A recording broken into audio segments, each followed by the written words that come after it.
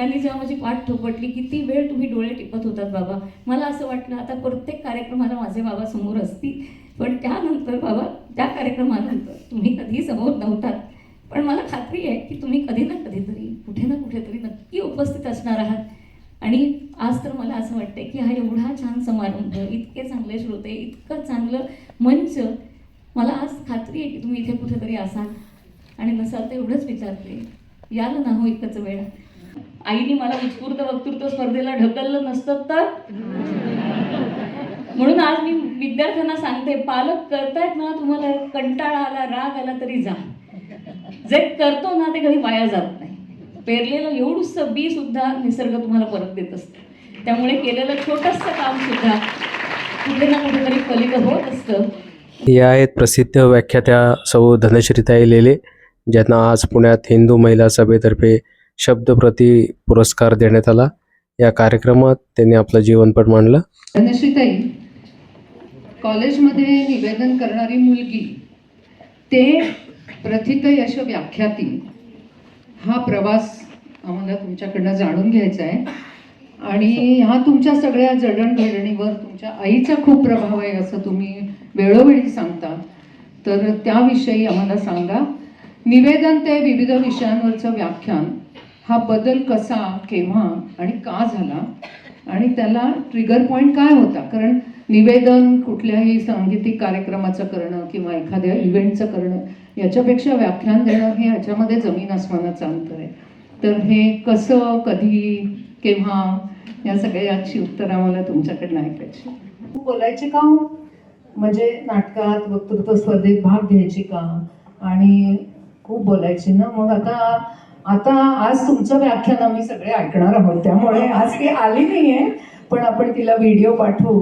तर तिचं लहानपण तुम्ही कसं होतं, किंवा ह्या सगळ्याची सुरुवात लहानपणीच झाली का, याचं आम्हाला सांगा. लहानपणी तिला अशी सवय होती, आम्ही घरामध्ये एकत्र कुटुंब असल्यामुळे ती काही बोलायला लागली की आम्ही सगळेच एकत्र बसत असतो.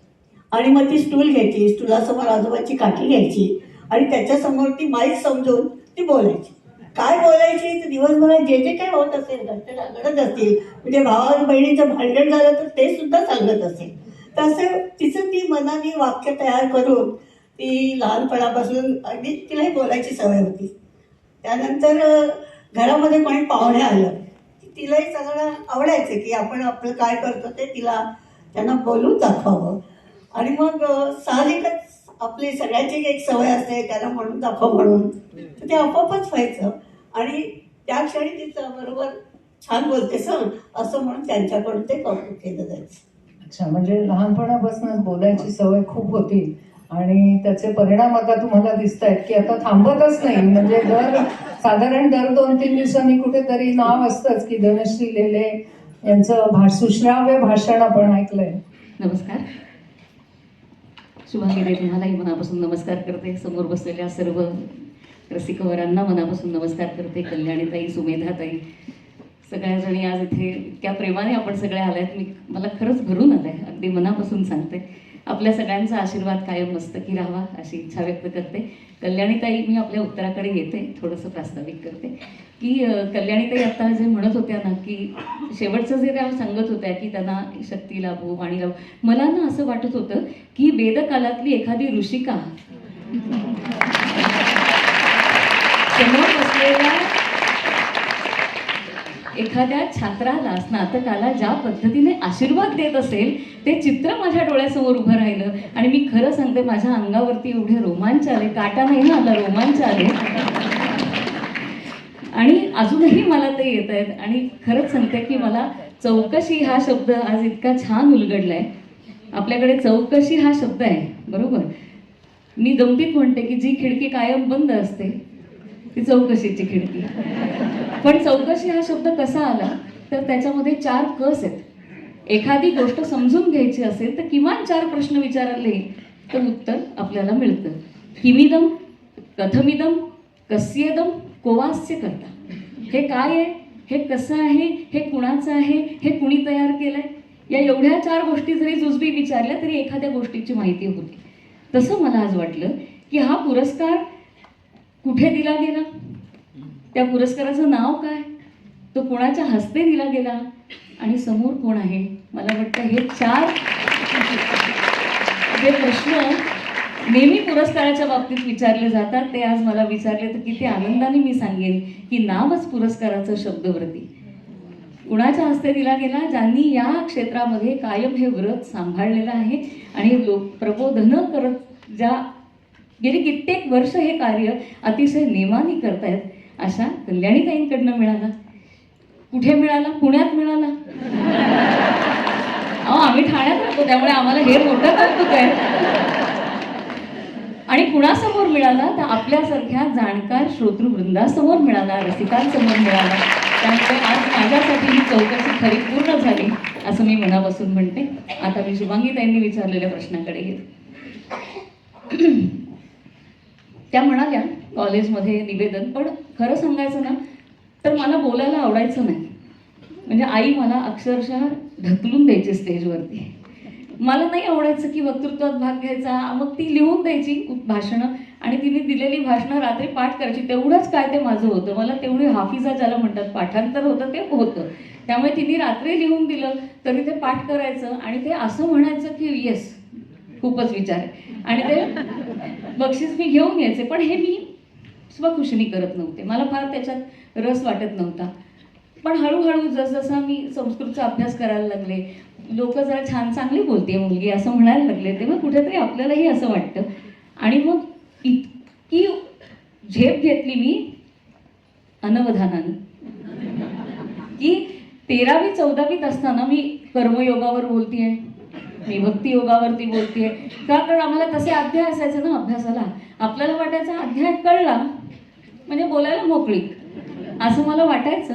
पण नंतर जेव्हा BAला संपूर्ण गीता अभ्यासाला होती आणि आमच्या सगळ्या गुरुजनांनी ती अशा पद्धतीने शिकवली की त्या क्षणी लक्षात आलं की ही बोलण्याची गोष्ट नाही.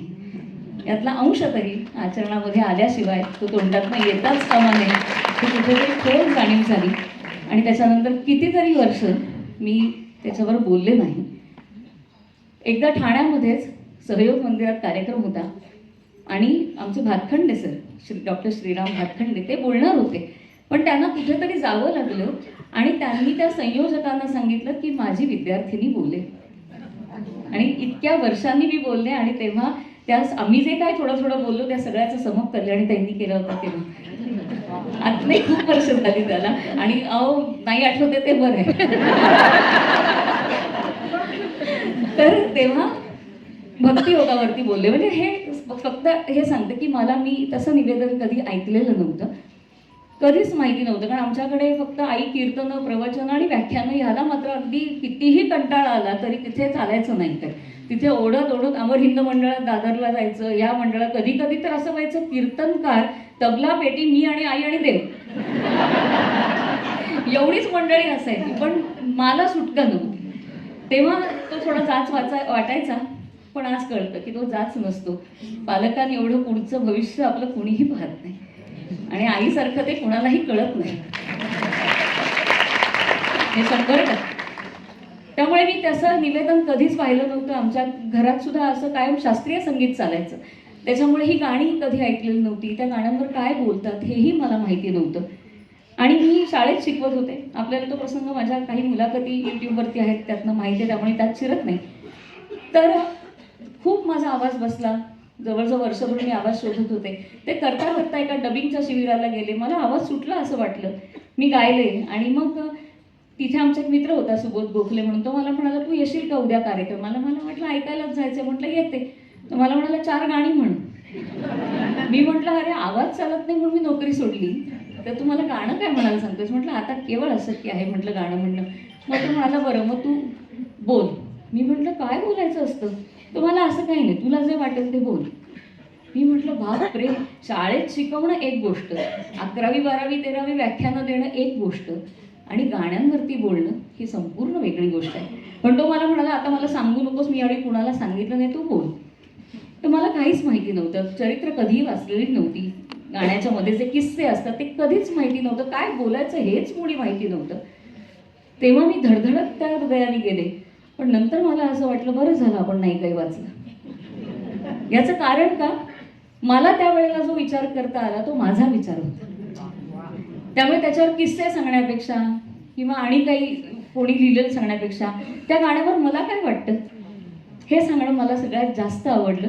आणि त्यातनं मला खरंच असं जाणवलं की खरोखरी हीच आपली पद्धत आहे किंवा ही आपली स्टाईल आहे हे त्या दिवशी मला जाणवलं. आणि हळूहळू तिथून सुरुवात झाली आणि ह्याचा मला इतका सुंदर उपयोग झाला की एक दिवस मला अचानक श्रीधर फडक्यांचा फोन आला. गणपतीचा आदला दिवस हरताळका. मला म्हणाले भाऊंना बरं नाही आहे तर तुम्ही याल का? तर हो म्हणू का नाही म्हणू असं वाटलं, पण म्हटलं नाही, होच म्हणायचं. संधी आली की होच म्हणायचं, होतात गोष्टी. म्हणून संधी आली, म्हटलं हो म्हणूच या. आणि म्हणून हो म्हटलं. मी त्यांना म्हटलं मला गाणी देता? ते म्हणाले माझं एका अल्बमवरती काम चालू आहे त्यामुळे मी तुम्हाला संध्याकाळी फोन करतो. मी म्हटलं बरं. मी इतकी भाबडी होते तेव्हा, नंतर मला कळलं कोणी गाणी देत नाही. तेव्हा मात्र मला असं मी अगदी थांबले होते की संध्याकाळी आपल्याला श्रीधर फडके गाणी देणार आहेत. बराच वेळानंतर मी त्यांना शेवटी घाबरत घाबरत फोन केला. म्हटलं श्रीधर, अहो माझं काम चालू आहे ना, पण म्हटलं काय तर द्या. मग त्यांनी 2 गाणी दिली. तर मी म्हटलं आता काय करू? 2 गाणी दिल्यानंतर मी म्हटलं आता हो म्हटलंय, उडी मारली आहे, आता पडायचं नाही एवढं नक्की. ते 4 पाय कसे टेकायचे मांजरासारखे ते शिकायला लागतं. म्हटलं आता पडायचं नाही. मग मी काय केलं तर काही नाही, बाबूजींची सगळी गाणी लिहून काढली, त्याचे एक संगीतकार लिहून काढले, त्याचे गीतकार लिहून काढले, चित्रपट लिहून काढले, चित्रपटाची सालं लिहून काढली. म्हणजे एका बाजूला आमच्या घरात गणपतीचं डेकोरेशन चाललं होतं आणि इकडे माझं लेखन चाललं होतं. त्यामुळे हे सगळं लिहून काढलं. म्हटलं काहीच नाही आलं तर निदान हे सांगता येईल. या चित्रपटातलं धाकटी बहीण चित्रपटातलं 1970 साली हा चित्रपट आला होता. या संगीतात बाबा यांना एवढं तरी माहिती आहे, एवढं तरी बघतील रसिक. आणि म्हणून तेवढंच लिहिलं. काही नाही, फोन नाही, काही नाही. मग पुन्हा सकाळी त्यांना फोन केला. ते म्हणले असं करा, तासभर लवकर या आणि मग बोल. तर मी ते निघाले. खरं तर मी रेल्वेने जाणारी बाई, मुंबईमध्ये राहतात तो माणूस म्हणतो रेल्वेनेच गेलेलं बरं, पटकन पोचतो. पण त्या दिवशी आमचा एक वादक मला म्हणाला की नाही ताई, मी निघालोय तर तू माझ्याबरोबर चल गाडीनी. आणि काय सांगू तुम्हाला, लालबागचा राजा आसाममध्ये. कारण एवढं प्रचंड ट्रॅफिक होतं. शेवटी 8 वाजताचा कार्यक्रम आणि तसे वेळेचे श्रीधरजी आपण अनेकांनी त्यांचा कार्यक्रम पाहिलाय. आज जसा करेक्ट टाइमला सुरू झाला ना कार्यक्रम, तसं नाही, खरंच खूप मोठी गोष्ट आहे. आणि तसा त्यांचा 8ला कार्यक्रम सुरू होणार होता. मी 8ला 5 कमी असताना गेले. ते माईक मधनच मला म्हणलं धनश्री का या लवकर. म्हटलं बापरे, म्हटलं ते एवढे असे हे. आता त्यांना कसं विचारायचं की मला गाणी सांगा, हे सांगायचं कसं त्यांना. मी म्हटलं जाऊ दे, 2 गाणी आहेत ना, घाबरायचं नाही. म्हटलं 2 गाणी आहेत ना, काहीतरी किनका तर हातात आहे ना, गुडत्याला काडीचा आधार म्हणी कळतात अशा प्रसंगात. म्हटलं 2 गाणी आहेत ना, 2 गाण्यांवर बोलूया, घाबरूया नको. आणि मग 2 गाण्यांवरती बोलले. आणि त्या दोन्ही गाण्यांवर मला विचार झालेला होता, त्याच्यामुळे चांगलं बोललं गेलं. मग पंचायत, मग मी त्यांच्याकडे बघायचे, ते मला गाणं सांगायचे आणि मी बोलायचे. हा जवळ किती वेळ हा प्रकार चालला होता. तेव्हा लक्षात आलं आईने मला उत्स्फूर्त वक्तृत्व स्पर्धेला ढकललं नसतं तर. म्हणून आज मी विद्यार्थ्यांना सांगते, पालक करतायत ना, तुम्हाला कंटाळा आला, राग आला तरी जा. जे करतो ना ते कधी वाया जात नाही. पेरलेलं एवढंसं बी सुद्धा निसर्ग तुम्हाला परत देत असतं. त्यामुळे केलेलं छोटंसं काम सुद्धा कुठे ना कुठेतरी फलित होत असतं. मला त्याच क्षणी जाणवलं की किती छान झालं आईने मला निदान गाणं. अच्छा ओके, माझ्याकडे ती कुंडली तयार होती आणि त्याचा मला किती वर्ष उपयोग झाला असेल सांगा. त्या एका रात्रीच्या कामाचा मला किती वर्ष उपयोग झाला असेल सांगा. सगळी कुंडली तयार, नाही का. त्याच्यामुळे ते बोललं. आणि सगळ्यात महत्त्वाचा भाग काय आहे, श्रीधरजींनी किती मोठ्या मनाचे असतील कलाकार असावेत. श्रीधरजींनी कार्यक्रम संपता सांगितलं की तुम्ही ज्यांच्या व्याख्यानाला एवढी छान दाद देताय त्यांना आम्ही आत्ता गाणी सांगितलेत. अहो त्या व्यक्तीकडनं गेल्यानंतर काय झालं असेल, रसिकांचं बघणं किती एका क्षणात बदलतं हे किती महत्त्वाचं आहे. आणि म्हणजे मी सांगितलं ना की हसून किती हसून साडी किती घामाने ओली होते कोणी बघत नाही. त्याच्यामुळे पण ती खूप मजा आली. आणि त्याच्यानंतर त्यांच्यामुळे पुष्कळ कार्यक्रम मला करायला मिळाले. खऱ्या अर्थानं महाराष्ट्रभर मला जाता आलं, खूप मोठ्या लोकांशी प्रत्यक्ष भेटता आलं. म्हणजे माझी खूप इच्छा होती की गदिमांचं घर एकदा बाहेरनं तरी बघावं. बाहेरनं कशाला, मी आतमधनं बघितलं. त्यांचा तो निळा सोफा, त्याच्यावर गदिमा बसून द्यायचे. मग मला आनंददादा म्हणाले इथे बसून त्यांनी हे गाणं लिहिलंय, या झाडाखाली बसले होते गदिमा. काय होत असेल ना, म्हणजे ते अनुभवताना. किंवा नंतर असं वाटलं कधी पाडगावकरांना भेटता येईल का. खरोखरी कुठल्या कल्पवृक्षाखाली मी या क्षेत्रात आले मला माहिती नाही, पण मी म्हणावं आणि त्या व्यक्तीबरोबर माझा कार्यक्रम व्हावा ही माझी खूप म्हणजे काय म्हणतात ना, ही गुरुकृपा आहे, गुरुजनांची कृपा आहे. तर माझ्या मनात आलं की ज्यांच्या कविता जमा करतो स्वातंत्र्याचा मांडणारं, किंवा 8वीत कविता होती आम्हाला पाडगावकरांची तेव्हापासून, आणि तेव्हा मी ती शिक्षक दिनाला शिकवली होती. तेव्हा मला कळलं साडी सांभाळायची असते का फळ्यावर लिहायचं असतं, इतकी गडबड 8वीमध्ये, आणि त्यात तो वर्गही छान राहायला पाहिजे असं. त्यामुळे पाडगावकरांबरोबर करायला मिळेल, आणि खरोखरी पाडगावकरांबरोबर कार्यक्रम केले, दाते काकांबरोबर कार्यक्रम केले. आज आमचा इथे मित्र आलाय शशीधर हिरंडे, आम्ही खूप कार्यक्रम त्या ह्याच्यात एकत्र करत होतो.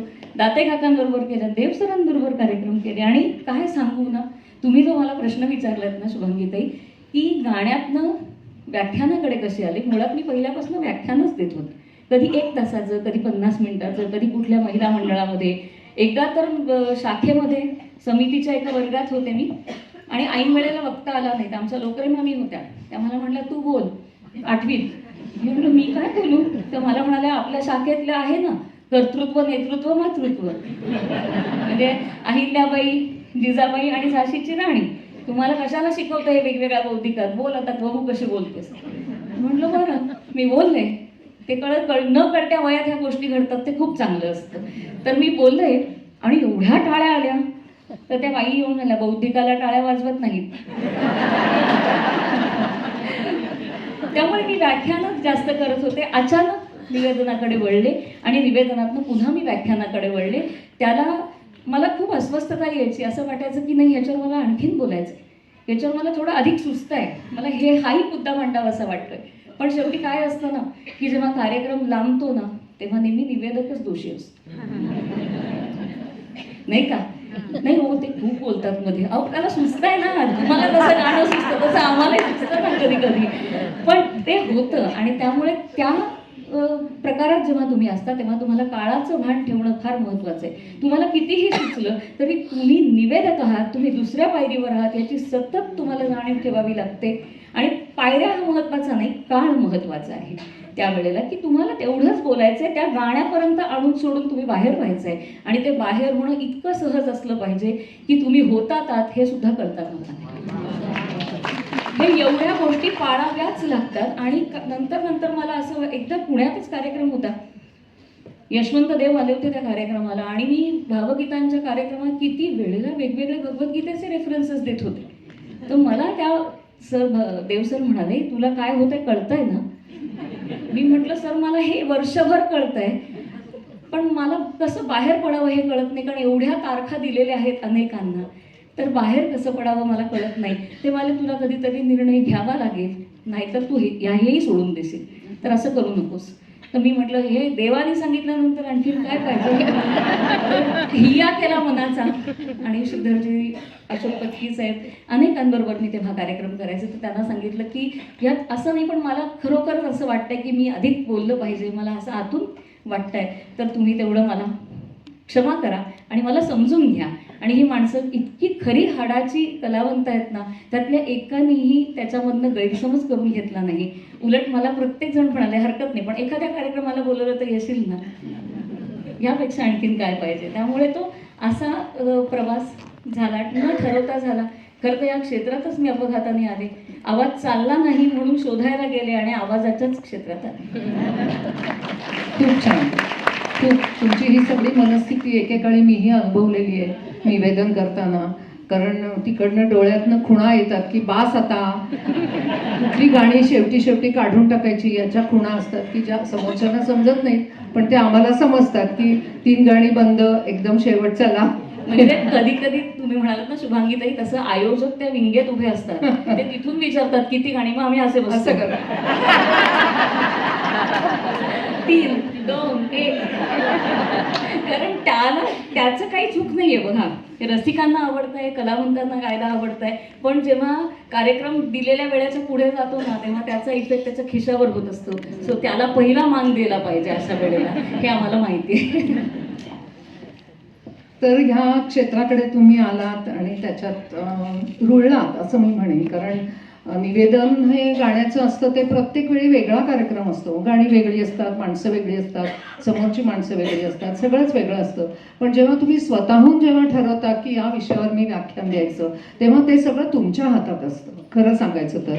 तर अशा एखाद्या विषयावर जेव्हा तुम्ही निरूपण करता किंवा व्याख्यान द्यायचं असेल, तर तुम्ही तयारी कशी करता? म्हणजे निवेदनाची तयारी ही थोडीशी वेगळी असते आणि ह्या स्वतः पण ज्या विषयावर अभ्यासपूर्ण बोलायचं असतं, तर त्याविषयी आम्हाला ऐकायला नक्कीच आवडेल. कारण त्यातनंच तुम्ही आजपर्यंत काम करत आलेला आहात आणि अभ्यास हा त्यातला खूप महत्त्वाचा भाग आहे. त्याविषयी सांगा. तुम्ही म्हणाला तो फरक खूप खरा आहे. कारण निवेदनामध्ये ना आपल्याला थोडंसं बोलून चालतं, किंबहुना तेवढंच बोललेलं चालतं. थोडक्यात सांगितलं म्हणजे उद्या एखादं कोणी कबीरांचं निर्गुणी भजन म्हणणार आहे, तर मी कबीरांचे 2 दोहे सांगितले, थोडंसं निर्गुणी भजनाविषयी थोडंसं माहिती देत बोलले आणि थांबले, तर ते पुरेसं असतं. पण जेव्हा मी कबीरांवर व्याख्यान करायला जाते, त्यावेळेला मला खूप काही गोष्टी सांभाळाव्या लागतात, वाचाव्या लागतात. म्हणून मी नेहमी असं म्हणते की आता पुढे काही वेळेला विद्यार्थ्यांसाठी मला बोलवतात मार्गदर्शनाला, तर मी गमतीत म्हणते की निवेदनासाठी आडवं वाचन करावं, म्हणजे आडवं होऊन नव्हे, आडवं वाचन करावं आणि व्याख्यानासाठी उभं वाचन करावं. फार छान. कारण निवेदनात कुठलं गाणं येणार आहे, काय येणार आहे तुम्हाला माहीत नसतं. अनेकदा म्हणजे 99% कार्यक्रम नंतर असेच होतात की आपण एखाद्या ग्रुप बरोबर करत असू तर ती गोष्ट तुम्हाला ती सगळी यादी बिदी येते, यादीच म्हणते मी, ती यादी सगळी ती येते. पण जेव्हा तुम्ही अशा प्रोफेशनल खूप ह्याच्याबरोबर काम करतात, तर ते यादी देत नाहीत. याचं कारण बरोबर आहे, त्यांचं काही चूक नाही, त्यांना सुद्धा तो माहोल बघायचा असतो, काय आहे नेमका माहोल, आणि त्याच्यावर त्यांना सुचत असतं. त्यामुळे सगळंच उत्स्फूर्त असतं त्यावेळेला. आणि त्यामुळे तुम्हाला माहीत नाही की गोरक्षनाथांचं पद येणार आहे, सूरदासांचं येणार आहे, मीराबाईचं येणार आहे, कुणाचं पद येणार आहे. मीराबाईचं पद आलं पण मला तुकाराम बुवांचंच माहीत आहे, तर मी तेवढंच बोलणं हे अयोग्य आहे. आणि त्यामुळे मला निवेदनासाठी ह्या सगळ्या संतांचा एक गोल निदान परीघ माहिती असणं गरजेचं आहे. पण मी जेव्हा व्याख्यान देते त्यावेळेला मला हे करून चालत नाही, म्हणजे सगळ्याचा अभ्यास करावा लागतोच नंतर, हे कळतंच. परंतु मी जर उद्या कबीरांवर बोलणार असेल, तर ज्यांनी म्हणून कबीरांवर लिहिलंय ते सगळं वाचणं हे क्रमप्राप्त आहे, त्याला पर्याय नाही. याचं कारण असं आहे की आज कबीरांवरती इतक्या, बरं कबीरांची गंमत अशी आहे की कबीरजींनी हे लिहिलं हे सांगणाराच कुणीही नाही, म्हणजे हे 100% कबीरांचंच आहे हे सांगणारच कुणी नाही. त्याच्यामध्ये हे प्रक्षिप्त आहे का ते खरं आहे याच्यावरच कितीतरी चर्चा आहे. त्यामुळे आधी आपल्याला तो विषय घ्यावा लागतो, विचार करावा लागतो. मग हा दोहा त्यांचा असेल का, मग त्याच्यासाठी आधी त्यांची धारणा काय आहे ते असं सांगू शकतात का, हा विचार करत करत करत म्हणजे एक विषय समोर आल्यानंतर खूप त्याचा आढावा घ्यावा लागतो, त्याचा शोध घ्यावा लागतो, त्याच्यावरच्या समीक्षा सुद्धा वाचाव्या लागतात. म्हणजे दुर्गाबाईंच्या एका पुस्तकामध्ये कबीरजींवरती लिहिलेल्या भाष्यांचा तौलनिक अभ्यास दुर्गाबाईंनी मांडलेला आहे. तो वाचणं गरजेचं आहे आपल्याला. कारण का, मी जेव्हा सांगते पण दुर्गाबाई म्हणतात की नाही ह्यांच्यापेक्षा त्यांचं बरोबर आहे, हजारी प्रसाद द्विवेदींचा शक्यतो तुम्ही विचारात घ्या म्हटल्यानंतर जर मी ते घेतलं नसेल तर तो केवढा मोठा अपराध आहे एका वक्त्याकडनं. त्यामुळे फक्त भाष्य वाचून चालत नाहीत, त्याच्यावरच्या समीक्षा वाचाव्या लागतात. म्हणजे संस्कृतमध्ये असतं ना की आधी मेघदूत वाचायचं, मग त्याच्या वेगवेगळ्या टीका वाचायच्या, मग त्याच्यावरची मराठी भाष्य वाचायची, त्या मराठी भाषांवरही भाष्य केली जातात. हे सगळं कुठे ना कुठेतरी वाचत राहावं लागतं. आणि फक्त वाचून पुरत नाही, त्याच्यावरती तुम्हाला काय वाटतं हे सगळ्यात महत्त्वाचं. आणि मला खूप अभिमान वाटतो, आनंद वाटतो असा की आम्हाला जे गुरुजन लाभले ना त्यांनी आम्हाला ही स्पेस कायम दिली. म्हणजे आम्हाला BAला ऋग्वेद होता, त्यातली काही सूक्त होती ऋग्वेदातली, तर त्याच्यावरती आमच्या बाकरेबाई होत्या, डॉक्टर आशा बाकरे. तर त्या आम्हाला सांगायच्या की फक्त विंटरनीट्स किंवा मॅकडोवेलचं वाचून भागणार नाही, तुम्हाला 10 लेखक वाचले पाहिजे. म्हणजे एका रुचेसाठी 10 लेखक आणि 11वे तुम्ही, हे फार महत्त्वाचं आहे. आणि ते तुम्ही लिहूच लागता, कारण 10 लोकांनी लिहिल्यानंतर आपला मेंदू बिलकुल शांत बसत नाही, आपण 11वे होतोच. त्यामुळे 10 जणांचं वाचल्यानंतर 11वं मला काय वाटतं की बाबा ह्या संपूर्ण पर्जन्य सूक्तामध्ये यांनी कुठेच शेतीसाठी काही म्हटलं नाही. सामान्यपणे शेती आणि पर्जन्याचा संबंध आहे, मग तो का म्हटलं नाही हा प्रश्न त्यानंतर आपल्याला पडतो आणि आपण त्या दिशेनं अभ्यास करायला लागतो. आणि हा संस्कार बाकरेबाईंमुळे झाला. त्यामुळे एक श्लोक बघायचा तर त्याला मलाच असं वाटतं की अरे अजून कोणीतरी लिहिलं असेल ना ह्याच्यावरती. हे त्यांनी सांगितलं ना की एका रुचेला 10 पुस्तकं तरच त्याचा अभ्यास होईल. आणि फक्त पाश्चिमात्यांवर अवलंबून राहू नका. पाश्चिमात्यांच्या आधी भारतीयांनी काय म्हटलंय ते बघा, कारण ही संस्कृती त्यांना विशेष ठाऊक नाही. त्यामुळे मॅक्स मुलर काय म्हणतात हे तुम्ही जरूर लिहा, पण मॅक्स मुलर काय म्हणतात याच्या आधी टिळक महाराज काय म्हणतात ते बघा, त्याच्या आधी डांगे सर काय म्हणतात ते पहा, त्याच्या आधी चित्राव शास्त्रींनी त्याच्यावरती काय भाष्य केलंय ते बघा आणि मग ह्या पुढच्यांना बघा. पण ते म्हणतात हेच खरं असं अजिबात म्हणू नका. हे केवढा मोठा धडा आहे आजच्यासाठी की तुम्ही तुमचा विचार समजून घ्या, या संस्कृतीनं काय विचार केलाय ते समजून घ्या आणि या संस्कृतीचा विचार जिथे तुम्हाला दिसतो तिथे तुम्हाला सत्यता असण्याची शक्यता आहे. हे सुद्धा किती आत्ता जसं कल्याणीताई म्हणाल्या की ते सत्यच सांगितलं पाहिजे. आणि आपल्याकडे इतकं सुंदर विधान आहे की जी वाणी सत्य सांभाळते त्या वाणीला सत्य सांभाळतं. किती सुंदर विधान आहे. जी वाणी सत्य सांभाळते त्या वाणीला सत्य सांभाळतं. त्यामुळे सत्य बोलायला घाबरण्याचं कारण नाही. हा, ते किती हार्श बोलायचं, ते किती थोडंसं कमी करून बोलायचं हा त्याचा भाग आहे, त्या ऑडियन्सवरती ते ठरतं. पण सत्यापासून विचलित होऊन कधीच बोललं जात नाही, बोलू नये, कारण ते सत्य मग आपल्या वाणीला सांभाळणारं उरत नाही. त्यामुळे ह्या सगळ्या गोष्टी भाषणाची तयारी करत असताना जसं त्या म्हणाल्या तसं मला वाटतं म्हणून या गोष्टी सनातनाचा विचार केल्याशिवाय नुसत्या मांडून चालत नाही. मी जर गीतेवरती भाष्य करत असेल तर मला किमान आधीचे 5 भाष्यकारांचं वाचन मी केलेलंच असलं पाहिजे. मी जर महाराष्ट्रामध्ये बोलत असेल तर मला ज्ञानोबांची ज्ञानेश्वरी वाचल्याशिवाय गीतेवर बोलायचं खरं तर अधिकार नाही. मला काही वाटेल, मला त्याचा कसाही अर्थ सांगावासा वाटेल, पण मला हे माझ्या संस्कृतीने बंधन घालून दिलंय की तू बाई आधी यांचं वाच. अहो ते म्हणतात भाष्यकार ते वाट पुसतू. ज्ञानोबा सांगतात की मी माझ्या आधीच्या पूर्वसुरींना विचारणार आहे, हा वाट पुसून टाकत नाही, वाट पुसतू. आता हेही सांगायची गरज आहे. वाट पुसतू प्रश्न विचारणारे मी माझ्या आधीच्या पूर्वसुरींना आणि ते काय सांगताय ते लक्षात ठेवूनच मी हे मांडणार आहे. आणि तरीही मला जर वाटलं की नाही ही ज्ञानमार्ग नाहीये, ही भक्तिमार्ग पर आहे, तर मी माझा विचार नक्की मांडणार आहे, तो मी सोडणार नाही, परंतु आधीचं वाचूनच. त्यामुळे ह्या सगळ्या गोष्टी आणि सध्याच्या काळामध्ये मला तर कधी कधी वाटतं फार चांगला काळ आहे आमच्यासाठी की समोर विरोध करणारे प्रश्न विचारणारे माणसं जेव्हा असतात ना तेव्हा आपण अधिक स्वतःला घासून घेत असतो की उद्या हा प्रश्न आला तर, उद्या तो प्रश्न आला तर. अहो मेघदूतात जेव्हा 7व्या श्लोकामध्ये पूर्व मेघामध्ये जेव्हा यक्ष सांगतो की मेघा तुझी नेमणूक केली तर तू तिथे जायचंच बरं का, तर मी तुम्हाला सांगते इतक्यांदा आम्ही घरी मेघदूतावर चर्चा केली, कॉलेजमध्ये मी अभ्यास केला, मला कधीही असं वाटलं नाही की हा कसा जाईल. माझ्या मुलीने मला पहिला प्रश्न विचारला ती 6वीत असताना की आई कालिदासाला लिव्हिंग थिंग्स आणि नॉन लिव्हिंग थिंग्स यातला फरक माहीत होता का नाही. किती महत्वाची गोष्ट आहे. जे आम्हाला काय झालं माहितीये, आमच्या पिढीने ना गुरुजी सांगतात ना ते आम्ही ऐकत गेलो, आम्हाला कधी प्रश्न पडला नाही का, त्यांचा विश्वास आहे ना. बघा हा पिढीतला फरक आहे. आमचे सर म्हणाले ना हो कालिदास असं म्हणाला, ओके अरे वा क्या बात आहे. आणि आमचं अर्ध लक्ष रसास्वादाकडे होतं, आम्ही त्या रसास्वादात बुडलेलो होतो. त्या क्षणी मी खडबडून जागी झाले, अरे हो मी हा विचारच कधी केला नव्हता की त्याला चेतन गोष्टी आणि अचेतन गोष्टी माहीत आहेत की नाही. किती बेसिक प्रश्न आहे हा. तर पुढे मेघदूत उभं राहणार आहे. आणि मग त्या दृष्टीतनं जेव्हा मी शोध घेतला तेव्हा लक्षात आलं आपण मूर्ख आहोत, कालिदासांनी याचा विचार कधीच केलेला नाही.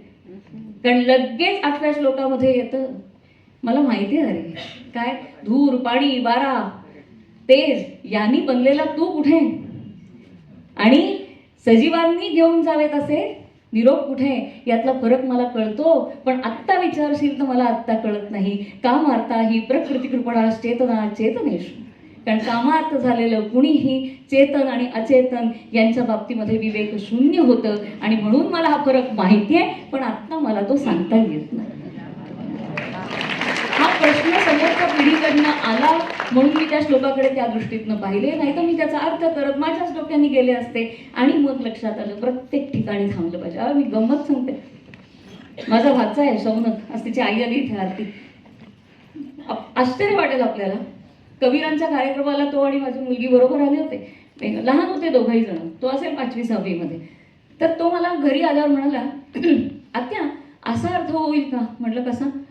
कहे तर कबीर सुनो भाई साधू. मी म्हटलं तुला आणखीन काय अर्थ कळला? त्यांनी काय सांगितलं? तो म्हणाला कॉमा बदलला तर. मी म्हटलं बापरे, म्हणजे काय करायचं?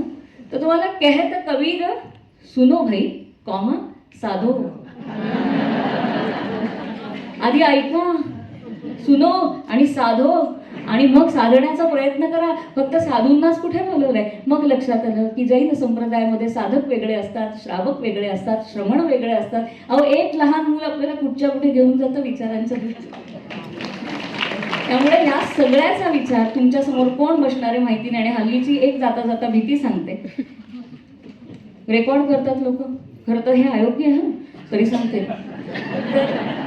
रेकॉर्ड करतात आणि कुठेही तोडून. आता सध्या तुम्ही बघत असाल माझे माहेर पंढरीवरती ते माझं काय काय येत आहे. मी त्यांना खूप मेल्स लिहिल्या की अहो तुम्ही असं तोडू नका, तुमच्या हिशोबाने त्याला टायटल्स देऊ नका. पण नाही, त्यांना ते आवडतंय. ओके, आता काय किती बोलणार तुम्ही, नाही का?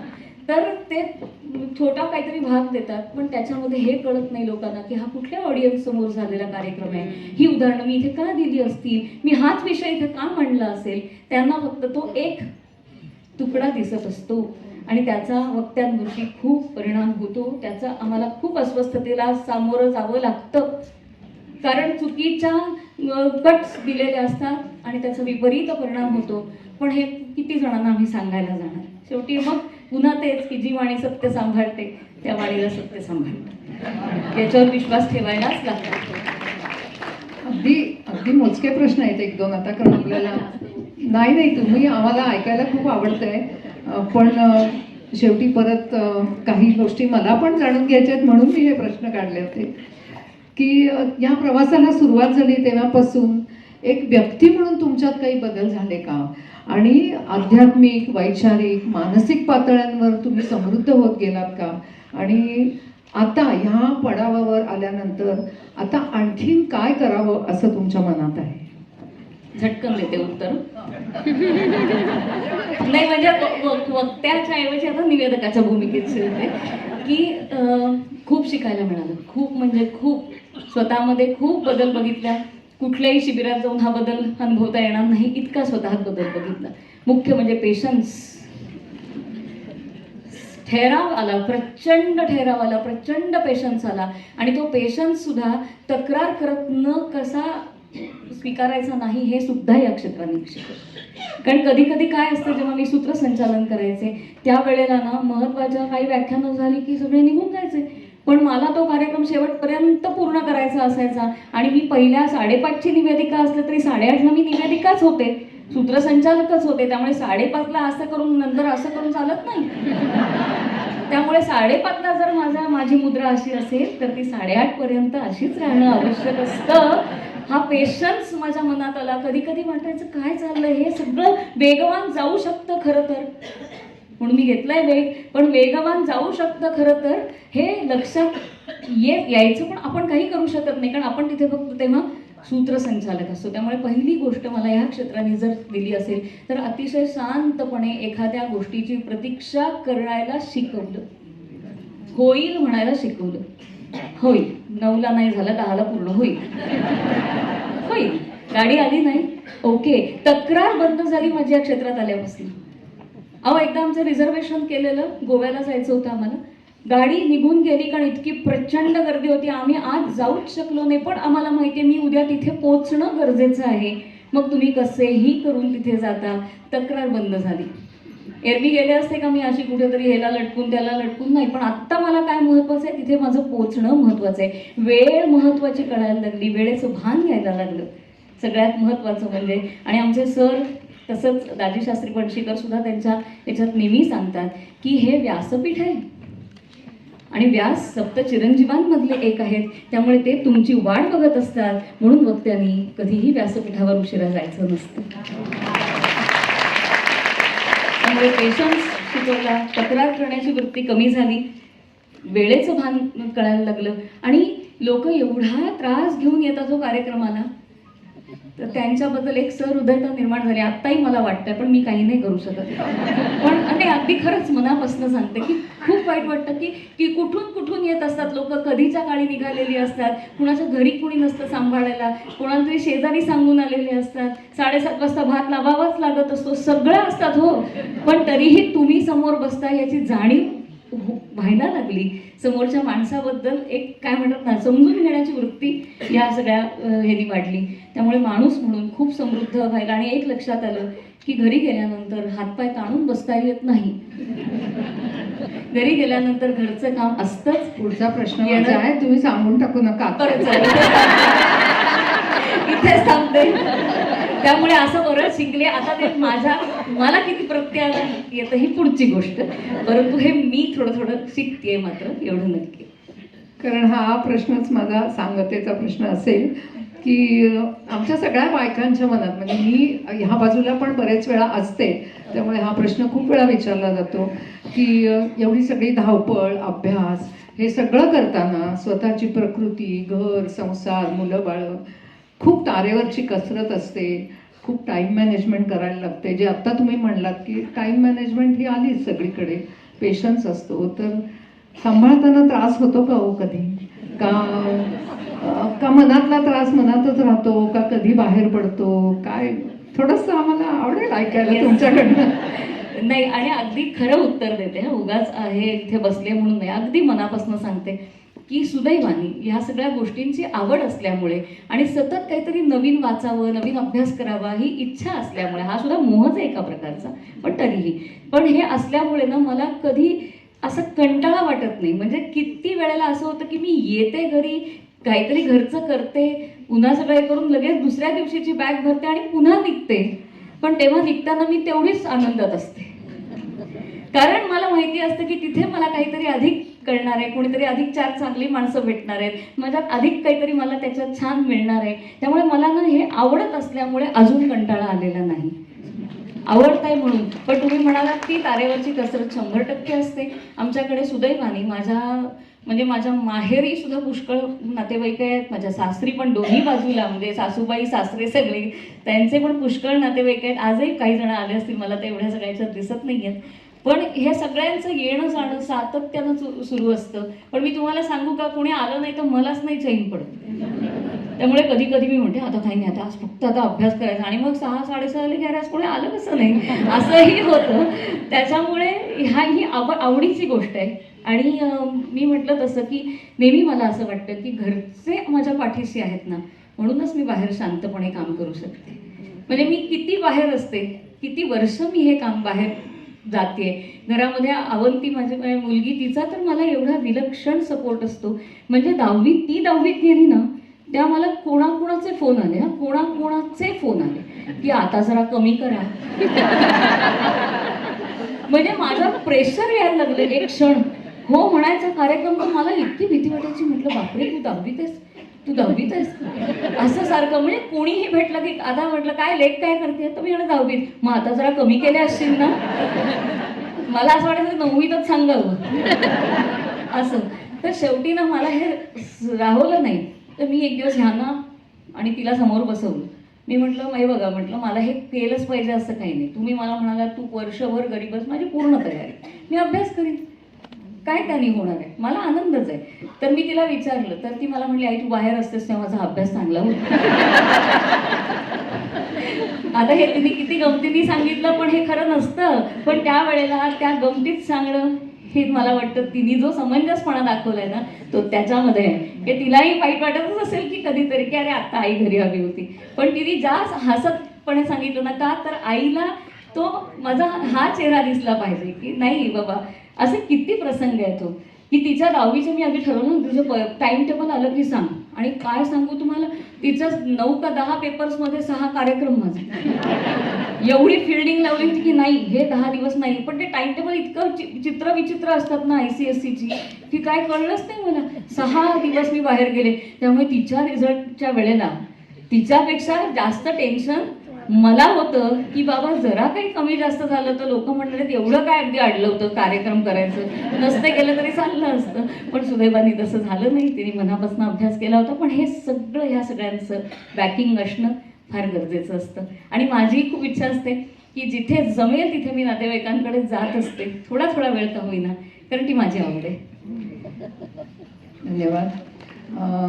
ह्या सगळ्या प्रवासामध्ये तुम्ही कोणाला मिस करता का? म्हणजे हे आत्ता हवे होते, यांना मला भेटलं असते तर, किंवा माझं कौतुक त्यांनी पाहिलं असतं तर. हां, घ्या.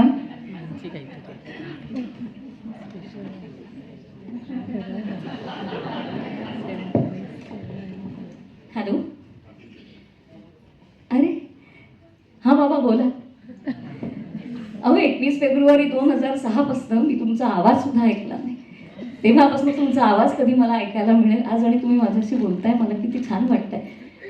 खरं सांगायचं तर तुम्ही रोज शाखेतनं घरी आलात ना की मला रोज सकाळी फोन करायचा, मला विचारायचं कसं चाललंय, सगळं ठीक आहे ना, रोज तोच प्रश्न असायचा. पण रोज तुम्ही मला फोन करायचा, तुम्ही मला विचारायचा की अवंतीचं कसं चाललंय, अमोलचं कसं चाललंय, आणि मुख्य अवंतीच्या शाळेची तुम्ही चौकशी करायचा. पण त्याहीपेक्षा ती जिम्नॅस्टिक करते का नाही हा प्रश्न तुम्ही मला रोज विचारायचा. खरं सांगायचं तर ती लहान असताना एकदा तुमच्याकडे धावत धावत आली आणि तुम्ही तिला असं धरलं आणि असं गोल फिरवलं बाबा की, आणि ती इतकी लहान मूल जसं खिदळतो ना तशी ती इतकी खिदळली, आजोबा परत असं म्हणून तुम्ही तिला गोल गोल फिरवत राहिलात. आणि मग म्हणालात याला कार्टव्हील म्हणतात बरं जिम्नॅस्टिकमध्ये. आणि त्याच्यानंतर तिला तो छंदच लागला, ती जिम्नॅस्टिक करायला लागली, त्यात ती समरस व्हायला लागली, त्यात बक्षिसं मिळवायला लागली. तुम्ही तिच्या बक्षिसांचं कौतुक केलं, पण त्याहीपेक्षा रोज विचारत राहिलात ती जिम्नॅस्टिक करते ना. काय म्हणालात बाबा? मी सूर्यनमस्कार, रागवू नका, पण हल्ली रोज नाही जमत घालायला. आणि खरं सांगू का, आता 7च्या आकड्याला टाचा पण नाही टेकत. पण एक गोष्ट सांगते, मनापासून जेव्हा जमेल तेव्हा मनापासून सूर्यनमस्कार घालते. आणि सगळ्यात महत्त्वाचं म्हणजे तुमची लोखंडी पट्टी मला अजून दिसते बाबा. 7च्या आकड्याला पाय टेकले नाहीत, तुम्ही पायावर हळू पण तरीही कळेल एवढी जाणीव होईल, एवढी पट्टी द्यायचा त्याची जाणीव आहे मला. खरं सांगू का, तुमचं बाबा सगळं इतकं शिस्तबद्ध होतं ना की कधी कधी मला असं वाटतं की एक जन्म घ्यावा लागेल तुमच्या इतकं स्वयंशिस्त होण्यासाठी, ती स्वयंशिस्त स्वतः भिनवण्यासाठी. पण एक गोष्ट होती, तुम्ही शिस्तबद्ध जगलात तरी सुद्धा तुमची दृष्टी ही सौंदर्याचीच आहे. रिटायर झाल्यानंतर तुम्ही काय काय शिकलात? आईकडनं वड्या कशा करायच्या शिकून घेतल्यात, मग कधी गाजराच्या वड्या, कधी बटाट्याच्या वड्या, कधी खोबऱ्याच्या वड्या, किती गोष्टी स्वतःहून करत होतात तुम्ही. रिपेअरिंग करायचं, इलेक्ट्रिक फिटिंग घरातच करायचं, यंत्र बिघडलं की ताबडतोब तुम्ही दुरुस्त करायचा, ती तुमची आवड होती. आपल्या घराला छोटीशी बाग होती, पण त्या बागेला तुम्ही किती छान ठेवायचा, किती स्वच्छता ठेवायचा त्या बागेची, झाडं कशी छान ट्रिम करून ठेवायचं, किती छोट्या छोट्या गोष्टी. आणि देव उजळावेत तुम्हीच, चिंच लिंबू लावून आपल्या घरातले लक्ष्मीनारायण किती छान उजळवायचं बाबा तुम्ही, आणि त्यांना किती सुंदर सजवायचात तुम्ही, की तुम्ही केलेली पूजा आम्हाला बघत राहावीशी वाटायची. खरंच शिस्त, सौंदर्य आणि वेळेवर काम करणं, या 3 गोष्टी कधी शिकता येतील असं मला रोज वाटतं. रोज मला जेव्हा असं वाटतं तेव्हा मी म्हणते बाबा असते तर यांनी कसं केलं असतं, त्याचा अंश तरी माझ्यात उतरतोय का असं वाटतं. आणि तुमचं शिवणकाम, त्याविषयी काय बोलतो, मला आणि आईने आणि तुम्ही मिळून किती उत्तम उत्तम फ्रॉक शिवलेत मला. आणि बाळंतपिढे तर तुम्ही किती केलेत, आणि बाळंतपिढ्यामध्ये दुपटे किती शिवलीत. कधी एखादं छानसं मोर असायचा, कधी वटस्य पत्रस्य फुटे शयानम असं ते वडाचं पान असायचं, कधी पिंपळ पान असायचं. आणि आज तुम्हाला सांगते बाबा की जेव्हा तुम्ही इतरांसाठी दुपटी करायचं ना, मला कसं तरीच व्हायचं का, माझे बाबा दुसऱ्या कोणासाठी तरी दुपटी करतात. पण नंतर मीच म्हणायचे की आता आपलं वय आहे का दुपट्यावर झोपण्याचं.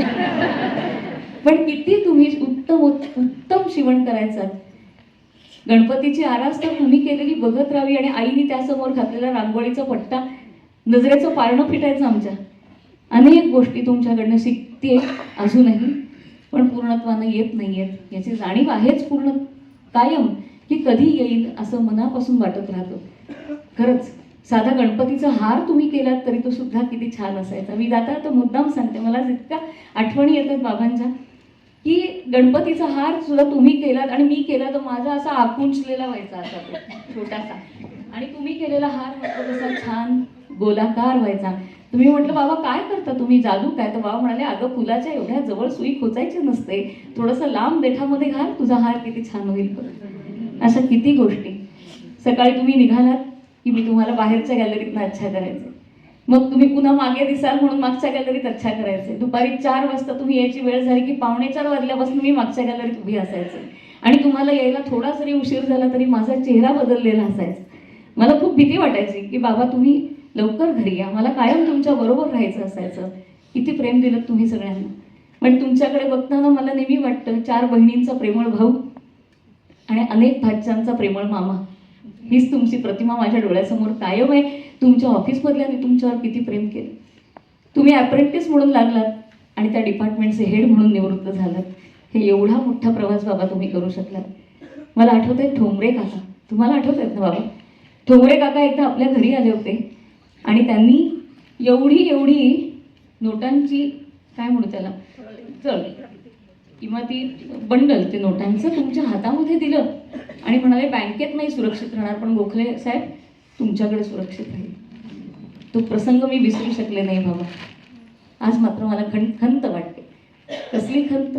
मला माहिती आहे तुम्ही हसताय, कारण माझी बडबड अखंड बोलत राहायचे मी. 1ली ते 4थीच्या प्रत्येक प्रगती पुस्तकावरती मला शेरा मिळालेला आहे, विशेष गुण बडबडी. पण आज त्या बडबडीचं हळूहळू बोलण्यात रूपांतर झालं. पण मला खंत वाटते बाबा की तुम्ही माझा फक्त एक कार्यक्रम पाहिला आणि तुम्ही मान डोलावलीत की समाधान वाटायचं की आपण राग ओळखायला चुकलो नाही. नंतर कार्यक्रम झाल्यावर सगळ्यांनी जेव्हा माझी पाठ थोपटली, किती वेळ तुम्ही डोळे टिपत होतात बाबा. मला असं वाटलं आता प्रत्येक कार्यक्रमाला माझे बाबा समोर असतील, पण त्यानंतर बाबा त्या कार्यक्रमानंतर तुम्ही कधीही समोर नव्हतात, पण मला खात्री आहे की तुम्ही कधी ना कधीतरी कुठे ना कुठेतरी नक्की उपस्थित असणार आहात. आणि आज तर मला असं वाटतं की हा एवढा छान समारंभ, इतके चांगले श्रोते, इतकं चांगलं मंच, मला आज खात्री आहे की तुम्ही इथे कुठेतरी असाल. आणि नसाल तर एवढंच विचारते, याला ना हो एकच वेळा. इथेच थांबते.